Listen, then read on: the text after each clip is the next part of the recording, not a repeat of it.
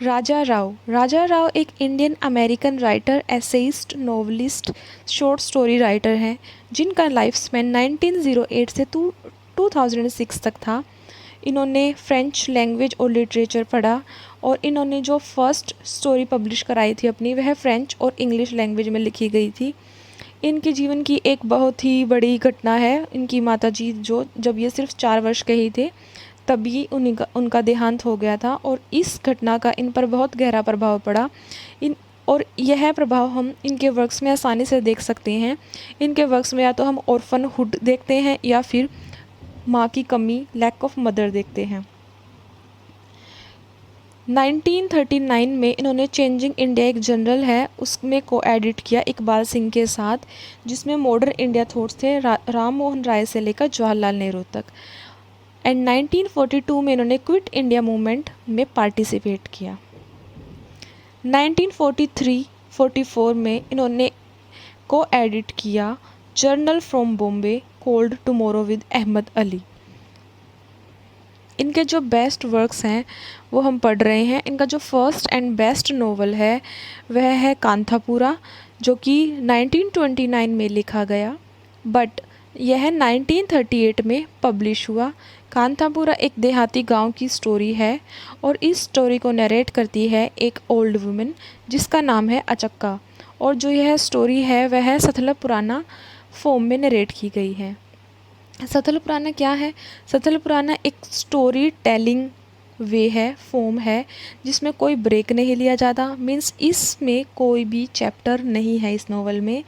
और जो कांथापुरा है इसमें हम traditional caste ridden Indian village देखते हैं। इसमें एक पर्सन है, मेन कैरेक्टर है जो इस स्टोरी का, जिसका नाम है मूर्ति। उसको जात से निकाल दिया जाता है क्योंकि वह छुआछूत के खिलाफ आवाज़ उठाता है, और जब उसको जात से निकाल दिया जाता है तो उसकी माँ को इस बात का बहुत ही गहरा सदमा लगता है और इस सदमे के कारण उनकी मृत्यु हो जाती है। इन्होंने गांधी जी का साथ देने के लिए लोगों से आग्रह भी किया था कि अंग्रेज़ों के खिलाफ गांधी जी का साथ दो। गांधी इसमें हम देखते हैं नोवेल में। और मूर्ति है जो वे विलेज लीडर भी बन जाते हैं। मूर्ति को अरेस्ट कर लिया जाता है और जो कांथापुरा में जो औरतें हैं वो भी चार्ज ले लेती हैं स्ट्रगल का जो फ्रीडम के लिए किया जा रहा है। और जो इसकी लीडर होती है वह रणगम्मा बनती है। रणगम्मा वही लेडी है जो मूर्ति के साथ रहती है। यह एक विडो लेडी है। जब इनकी माँ की मृत्यु हो जाती है तो यह इस विडो के साथ रहना शुरू कर देते हैं। और जो यह रणगम्मा है अपने जो यह औरतें हैं उनको एग्जाम्पल्स देती है सरोजनी नायडू के, लक्ष्मीबाई के। बाद में यह मेंशन किया जाता है कि जो इस गांव के लोग थे वो काशीपुर में शिफ्ट हो जाते हैं और जो कांथापुरा है उसको बॉम्बे के द्वारा ऑक्यूपाइड कर लिया जाता है। इनका जो नेक्स्ट वर्क है, नोवेल है सेकंड, वह है the serpent and the rope. The serpent and the rope में सरपेंट इल्यूज़न है और रोप रियलिटी। यह एक सेमी ऑटोबायोग्राफिकल नोवेल है और इस स्टोरी में हम रिलेशनशिप देखते हैं इंडियन और वेस्टर्न कल्चर का। इसमें मेन कैरेक्टर है रामास्वामी, जो कि एक ब्राह्मण है, फ्रांस में पढ़ रहा है और वहीं पर एक मेडलिन नाम की औरत से शादी कर लेता है जो कि फ्रेंच टीचर होती है। और उसके बाद उनसे एक बेटा होता है जो 7 मंथ का होने के बाद मर जाता है। इसके बाद इनका इंटरेस्ट एक औरत सावित्री में हो जाता है जिसके कारण इनकी शादीशुदा ज़िंदगी में बहुत उतार चढ़ाव आते हैं। अंत में यह अपने बीमारी के कारण जब बेंगलोर होते हैं तो इन्हें पता लगता है कि इनकी वाइफ जो सेकंड बेबी से प्रेग्नेंट थी वह बच्चा भी मर जाता है। और जिनके साथ ये लव में थे सावित्री, वह भी शादी कर लेती है। और जब ये वापस फ्रांस लौटते हैं तो इनकी जो वाइफ होती है वह बुद्धिस्ट को अपना बन जाती है और इनसे तलाक ले लेती है। और लास्ट में हम देखते हैं कि इनको एहसास होता है, फील होता है कि जिस सच की तलाश में यह थे वह ज्ञान इन्हें प्राप्त हो चुका है। The Cat and Shakespeare, third novel of Raja Rao. The Cat and Shakespeare, cat है जो इसमें वह रिप्रेजेंट करती है the Hindu concept of karma. यह एक मेटाफिजिकल कॉमेडी है, टीजिंग फेबल है। 2 फ्रेंड्स का, 2 फ्रेंड है, एक है गोविंदन नायर जो कि डाउन टू अर्थ फिलोसोफर है, क्लर्क है।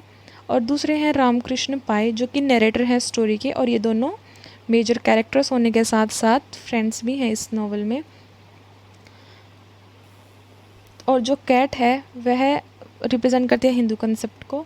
और जो शेक्सपियर है, यहाँ ना हम इस नॉवल में एल्यूजन्स देखते हैं शेक्सपियर के प्ले हैमलेट का बहुत बार। और जो यह द कैट एंड शेक्सपियर है, यह 1965 में पब्लिश हुआ था। नेक्स्ट वर्क कॉमरेड क्रिलो 1976 में पब्लिश हुआ। और यह जो स्टोरी है वह डिपिक्ट करती है लाइफ और आइडियोलॉजी को इस नॉवल के प्रोटैगनिस्ट को, जिसका नाम है पद्मनाभा अय्यर। और यह जो नॉवल है वह शो करता है कि राजा राव का मार्क्सिस्ट में कितना इंटरेस्ट था। और यह जो नोवेला है वह कवर करता है 1930s एंड 1940s में जो इंडियन इंडिपेंडेंस है उसके बारे में। नेक्स्ट वर्क है the chess master and his moves, 1988 में पब्लिश हुआ। यह है राजा राव का 5th नॉवल है। और यह इस नॉवल ने राजा राव को इंटरनेशनल फेम दिया। यह एक मेटाफिज़िकल नॉवल है, वेदांतिक नॉवल है। और इस नॉवल में 3 बुक्स हैं। और जो चेस गेम है, चेस मास्टर है मीन्स वह गॉड है, एंड हिज मूव्स मीन्स इस नॉवल में यह दिखाया गया है, बताया गया है कि हम कुछ भी प्लान करें, गॉड सबसे ऊपर है, उसके प्लान कुछ और ही होते हैं। इसमें जो मेन कैरेक्टर हैं, प्रोटैगनिस्ट हैं, वो है शिवारामा शास्त्री, जो कि स्ट्रिक्ट ब्राह्मण हैं।